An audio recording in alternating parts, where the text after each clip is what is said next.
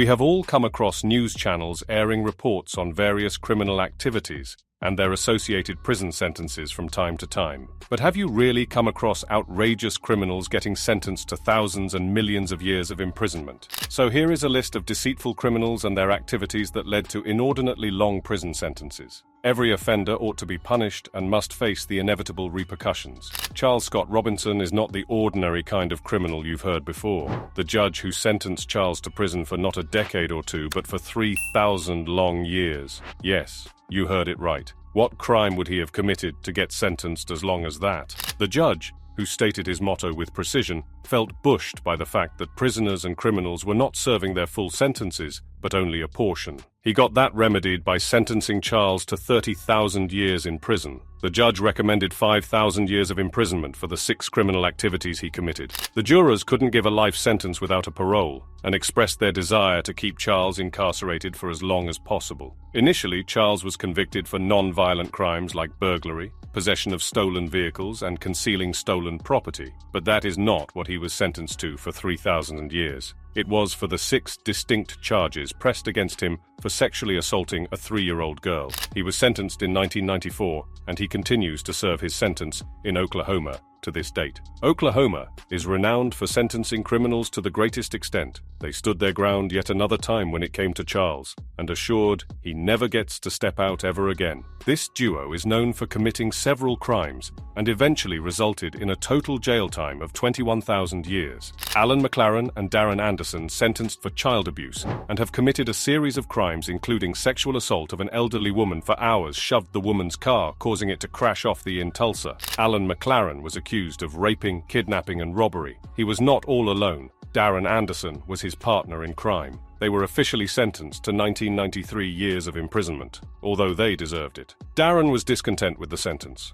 He wanted to review the case again. After considering the appeal and thorough analyzing, the judge sentenced Darren to 11,000 years of imprisonment. After several follow-up appeals of the prisoner, it resulted in a reduction of 500 years of the total sentence. Billy Joe Godfrey was found guilty of not 1 or 2 but 35 cases of sexual assault, and he pleaded for raping 2 children. As awful as it sounds, the Phelps County prosecuting attorney Brendan Fox also asserted the fact that this was one of the worst cases of child abuse he has ever dealt with. It didn't stop there. It became transparent when his adult stepson provided testimony, stating that he was also abused from a very tender age of 3 till the age of 10. Upon probing deeper, it was also revealed that he also abused an unnamed girl simultaneously. Billy Joe is known to have received one of the longest prison sentences. He was sentenced to 35 life sentences with a minimum of 1,050 years, making sure he never sets his foot outside. Martin Bryant, an Australian mass shooter, unquenchably shot 35 people dead and injured 23 others in the year 1996 Port Arthur massacre. He admits that he was heavily inspired by the Dunblane massacre in Scotland. It was later found out that he had severe mental impairments, thus unfit to stand trial. He was eventually sentenced to 1035 years of imprisonment without parole, in addition to a life sentence to every case of murder. There's a light at the end of the tunnel, meaning after this incident, the Australian government made stricter gun controls. Gabriel March Granados was not a murderer, rapist, or a womanizer. He did commit a felony, which was completely inappropriate, which cost him a whopping 3,849,112 years of imprisonment. Well, I suppose you are intrigued now, given the conditions of what is the possible crime he would have committed. When Gabriel was 18, he started working as a postman in Malacca, Spain post office. It was not for long, but a mere 2-year tenure. By the end of 1970, he committed some grave federal crimes, which led to the provincial court prosecutor to press charges against him. After further investigation, it was discovered that Gabriel was irregular to work, fueling everyone's curiosity about what Gabriel was doing. Later, the government officials found out that Gabriel had allegedly committed 42768 crimes of fidelity breach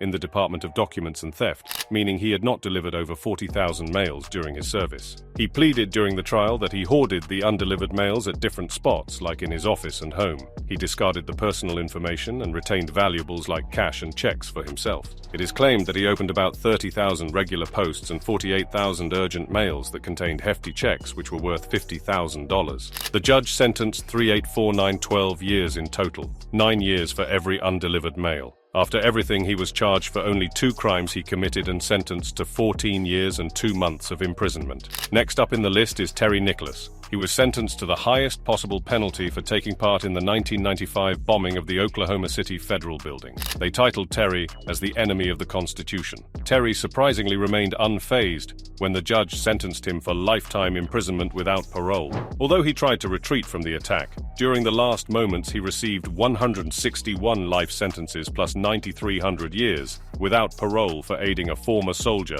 Timothy McVeigh, to carry out the bombing. This was not any small bombing. It took the lives of 168 people, including 19 children. Timothy was charged of murder and was sentenced to death, while Terry was put in one of the most secure prisons in the US, Florence. Terry shares his cell with Theodore Kaczynski, aka the Unabomber, the Olympic Park bomber Eric Rudolph, and finally Ramzi Yousef, the man found guilty of the 1993 World Trade Center attack. Bobby Joe Long, for 3 long years, was a labeled ad rapist, although it did not take so long for him transitioning out of being a serial rapist to serial killer. He was not any simple serial killer, he was a man with plans. For around 8 months in 1984, Bobby Joe raped and murdered 9 young women near the Tampa Bay area, Florida, until he let one of them out. That decision he took that day led to his downfall. The girl Lisa McVeigh, who pulled off to be brave enough to escape such a gruesome killer and rapist. She not only managed to escape, but also put an end to all of his unholy doings. During Bobby's interrogation, he opposed his association with the other rapes and murders, although he owned up to the crimes against Lisa.